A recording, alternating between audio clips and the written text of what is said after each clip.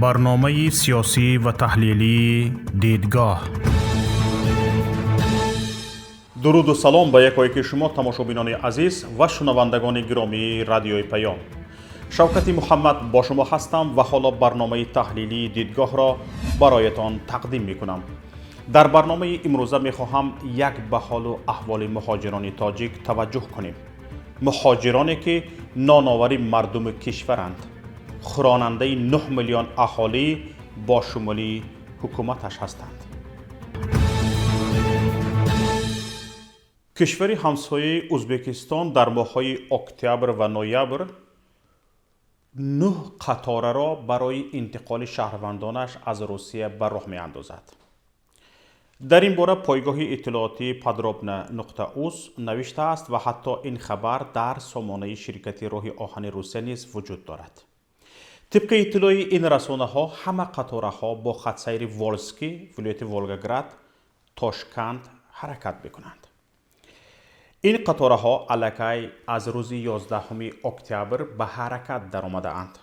همین طور سنه‌های 12، 15، 18، 22، 25، 28 اکتبر، اینچنین روزهای 1 و 2 نوامبر ساعت 21:57 از ایستگاه ولسکی به سوی تاشکند حرکت می‌کنند. فروش چیپته‌ها، دقت دهید.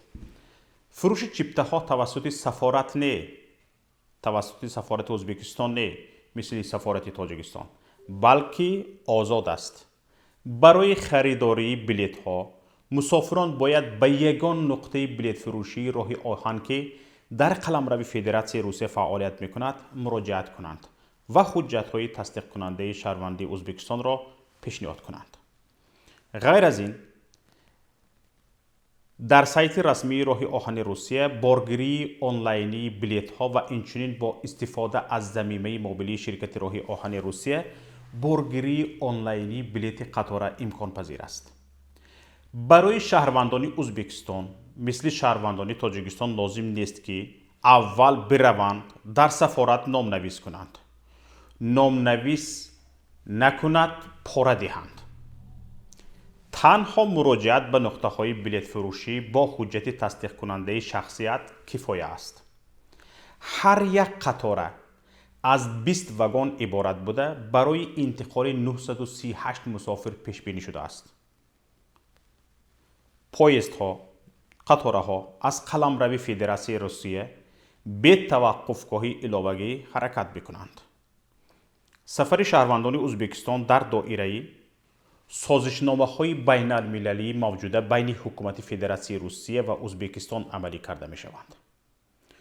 حالا بجز این که قطارها تشکیل شده است، شرکت هواپیمایی پبیده روسیه که یکی از شرکت‌های بلیطش ارزان در جهان میباشد، تصمیم گرفته است که به شهرهای گوناگون ازبکستان 12 خط سیر تشکیل کند که هر یک از این خط سیرها در یک هفته تا 3-4 مراتبه است. در یک هفته هر یک این خط سیر تا 3-4 مراتبه به ازبکستان و برگشت سفر می کند. انا این را کار دیپلماتی موفقانه یک کشور می گویند. در همین حالت امروز انا این است کار دیپلماتی. دیپلمات های تاجیکستان چیکارند؟ به چیکار مشغولند؟ ببینید، روس‌آویاتسیا از 5 اکتبر با صدور یک فرمان به شرکت‌های هواپیمایی روسیه انجام پروازها به 24 کشور را اجازه داد. در بین کشورهایی که روسیه پرواز هواپیماها را اجازه داد، قزاقستان، قرقیزستان، ازبکستان و ترکمنستان نیز هستند. به این ترتیب از 5 کشور آسیای مرکزی تنها تاجیکستان ماند که روسیه با آن پرواز هواپیماها را اجازت نداده است. تنها به تاجیکستان اجازت نداده است. سببی به این رویخط داخل نکردن تاجیکستان از جانب روس‌آویاتسیا شرح داده نشده است. این هم در حالی است که حکومت تاجیکستان هنوز ماه ایون به پروازها با روسیه اجازه داده به مسکو مراجعت کرده بود که مرزهایش را برای انجام چنین پروازها باز کند، ولی تا کنون اجازت جانبی روسیه را تاجیکستان به دست نآورده است. ارتباط هوایی بین روسیه و تاجیکستان هنوز ماه مارت در پی پهنشوی کرونا ویروس قطع شده بود. در حال حاضر بین روسیه و تاجیکستان فقط پروازهای چارتری انجام داده میشوند. همین خیل تاجیکستان تنها به پروازهای چارتری اجازت گرفته از حساب مردمی سرسان سامان ایر پول کار کرده ایستاده است و حتی این را پنهان هم نمی کند. حالا نرخ یک بلیت پرواز از مسکو به دوشنبه 400 یورو و زیادتر از این می باشد که نزدیک به 40,000 روبل روسی است. 40,000. این هم میلش. با این پروازها از روسیه به تاجیکستان آوردن مهاجران تاجیک اجازت داده شده است، ولی از تاجیکستان به روسیه اساساً آنهایی می توانند سفر کنند که شهروندی روسیه را دارند و یا اجازه اقامه دائمی دارند. از تاجیکستان به روسیه عین حال شهروندان عادی، شهروندانی که RVP ندارند و اصطلاح یا VNG ندارند نمی توانند پرواز کنند. حالا بعضی از نفران برای آنکه به روسیه بیایند توسط کشورهای سوم آمده ایستادند، به روسیه رفته ایستادند. بعضی نفرها به ما نوشتند تا 100,000 روبل روسی صرف کرده از تاجیکستان به روسیه رفتند. تا 100,000 روبل روسی توسط کشورهای سوم. این است کارنامه دیپلمات های ما که ضرری یک نانآور کشور را، مهاجر را ضرری خود نمی دانند.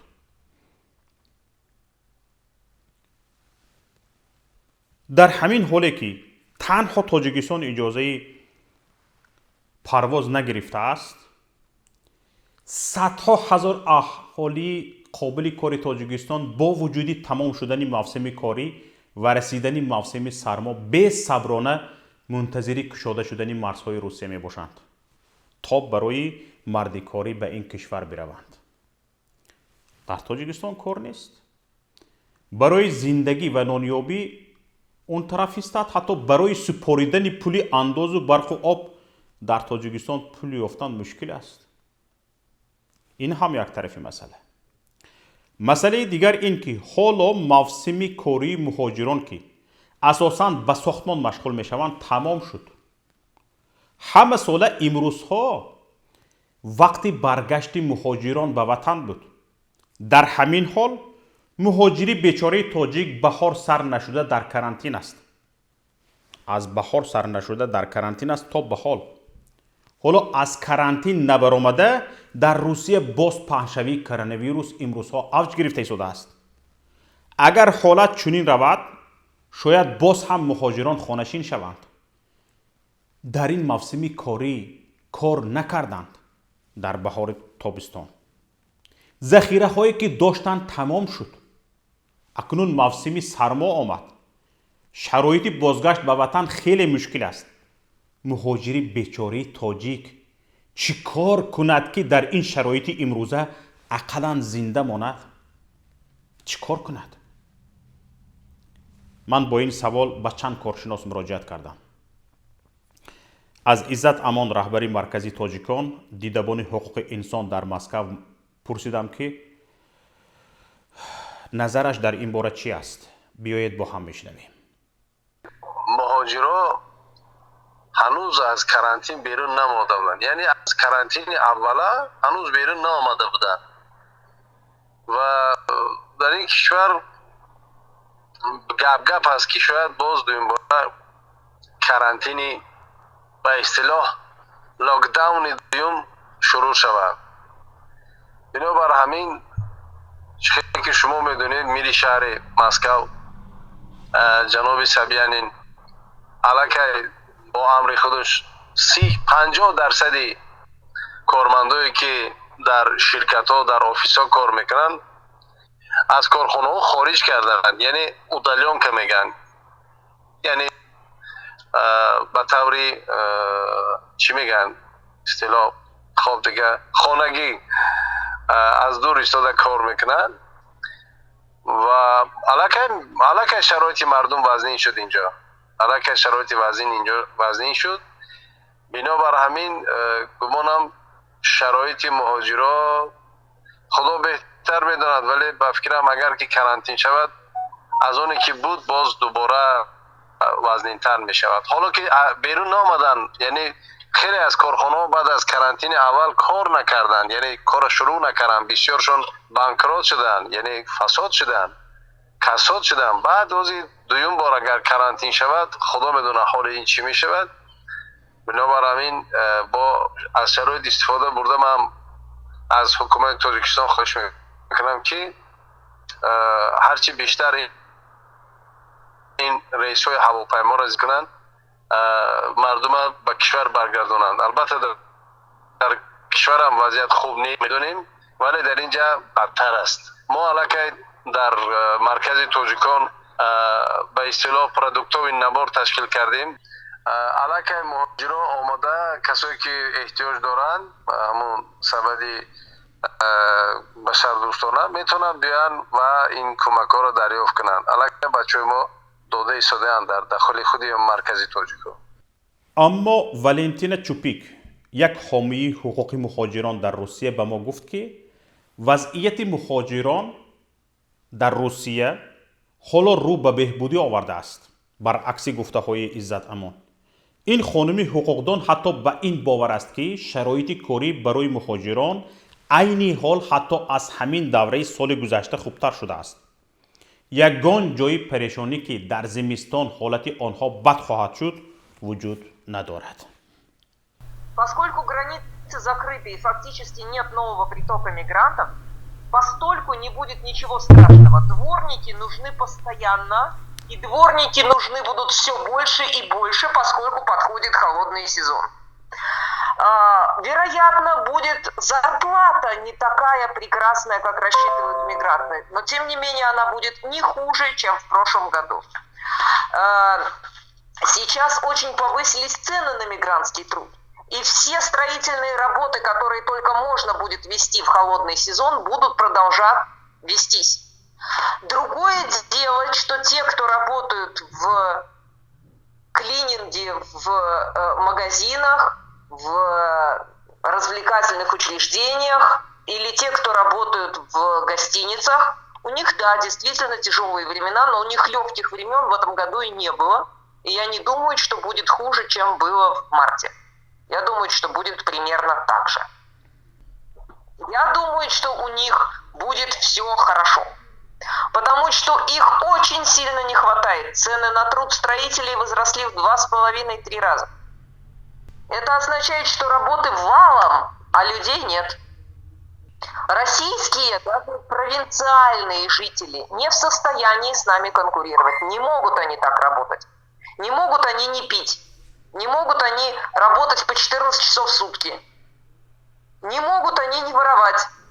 Ну не получается у них. Это не их вид деятельности просто. همینجا تماشابینان عزیز و شنوندگان گرامی رادیو پیام، من به همین گفته این خانم آنقدر باور نکردم و با کریم جان یاروف از کارشناس امور مهاجرت تماس گرفته در این باره پرسیدم. کریم جان یاروف هم گفت که در واقع به این نظر خانم چوپیک راضی است. حتی گفت که دیگر مهاجران کاری از کمکگیری بی‌نیاز شده اند. وضع کنونی مهاجران خیلی خوب است. کار خیلی زیاد است، سبب که ما میدونیم که راه ها بسته شده اند. کار خیلی زیاد است و مهاجران با کار مشغول هستند. نرخ نوا از نرخ نوای پیشین خیلی هم بلند شده است، قریب نیم برابر زیاد شده است، بعضی جایها 1 برابر زیاد شده است. سبب آن که کرونا ویروس می شود و کارخانه ها شاید بسته شوند، این رو هیچ کس پیشگویی کردن نمی تواند، ولی به هر حال در خود حاضر مردم مشغول کار هستند، از کار خود راضی هستند. حتی تا درجه شده است که هر روز مردم می توانند در بسیار جاهای کاری حق کاری خود را گیرند. барои ин баста ки баста мешаванд сарҳадҳо боз аз сари нав ё ки корхонаҳо баста мешаванд, дар ин бора оле маълумоти дақиқӣ ҳам нест, вале бо боварӣ комил гуфта метавонам ки дар сурате ки аз сари нав баста шаванд ва мардум боз ёрӣ хоҳанд, боз онҳоро ёрдам кардан дар кори хӯрокапулӣ ё ки дигар чиз, мо чунки мебинем ки қисми зиёди мардум ҳозир корҳое ки ба онҳо аз маблағҳои 40-45 то 60 ҳазоро пешниҳод мекунанд, онҳо намехоҳанд кор кунанд. Аз ин хотир агар ки маҳкам шаваду боз муроҷиат кунанд, худи мо шахсан дигар ёрӣ намерасонем. инро метавон ҳатто як башорат гуфт. ин хеле хурсандкунанда аст. хеле аз ин нигарон будам ки ҳоли ин муҳоҷирони тоҷик ки дар ин баҳору тобистон кор накарданд чӣ мешуда бошад. биёед ба ҳар ҳол назари як нафари дигарро мепурсем то диламон ҷо шавад. муҳоҷирон назар ба пешин хеле ва хеле хуб аст, барои чӣ ки дастҳои корӣ дар Россия айни ҳол ба истилоҳи русӣ дефитсит шуда истодааст. Кор хеле ва хеле бисёр шуда истодааст, дасти корӣ танҳо намерасад. Не ки бисёр айни замон барои муҳоҷирон аз дигар вақтҳо дигар хеле фикр мекунам ки қулайтару беҳтар аст. муҳоҷирони азиз, шунидед ки нафарони огоҳ аз шароити Русия ва кор дар ин кишвар чӣ гуфта истодаанд? мегӯянд вазъият хуб шуда истодааст. биёед як бори дигар аз Иззат Амон ки гуфт шароит на он қадар хуб аст, бипурсем ки ба ин назари коршиносон чӣ гуфтанӣ аст? نه من کاملا مخالف این نظر هستم. درست است که نرخ کار اینجا یکم گران شد، یعنی بالا رفت و این فقط به خاطر آن بود که قرب روبل روسی خیلی خیلی پایین آمد. در بازار جهانی قرب پول روسی پایین آمد و ارزش کار مهاجران هم ناچیز شد، یعنی معاش مهاجران علاکه ناچیز شد، بسیار معاش ناچیز میگیرن و یعنی من کاملا مخالف این نظری کارشناسان هستم و یعنی وضعیت اینجا دیگر است. یعنی اینجا فقط باید زندگی کنی در میان مهاجران و بعد درک کنی، فهمی که یعنی اینجا چی حرف است، چی گپ است، چی مشکلی است. فقط کارشناس بودن کم است. به هر حال مهاجران عزیز، دیدیم که نظرها فرق میکنند. هرچند نرخ‌های کار بلند شده است، ولی سرمای زمستان هم آمد. حالا در این سرما نه همه طبق اختصاص و شغلی از عهده‌اش برآمدگی کار یافته میتواند. بنابر از یکایک شما خواهش این است که دست همدیگر را گرفته باید پیش رویم. پیوندان در تاجیکستان بر ضمن آن که از فراق ما میسوزند به دستگیری ما نیاز بیشتر دارند. در تاجیکستان به هر یک قدمت پول میپرسند. به هر یک قدم شرایط بازگشت به کشور را دیده ایستاده اید. تنها به خاطر بلیط هواپیما دریافت کرده آن را خریداری کردن، چند روز باید به سفارت رفت و خود را نامنویس کرد.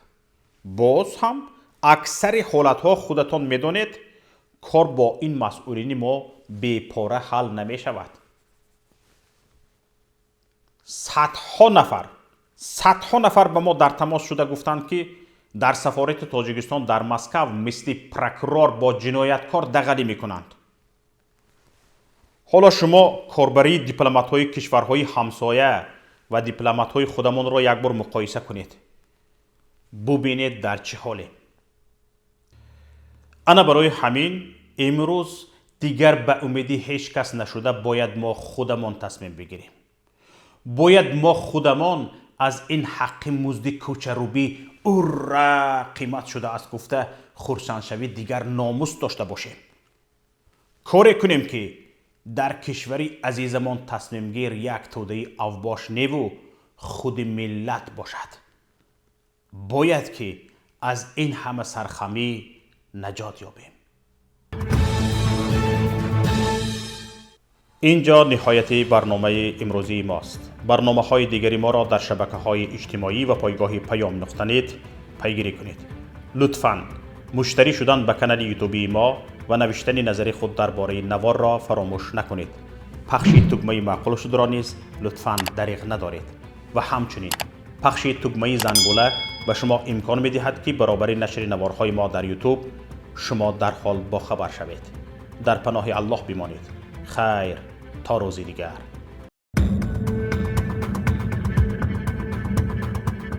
برنامه سیاسی و تحلیلی دیدگاه.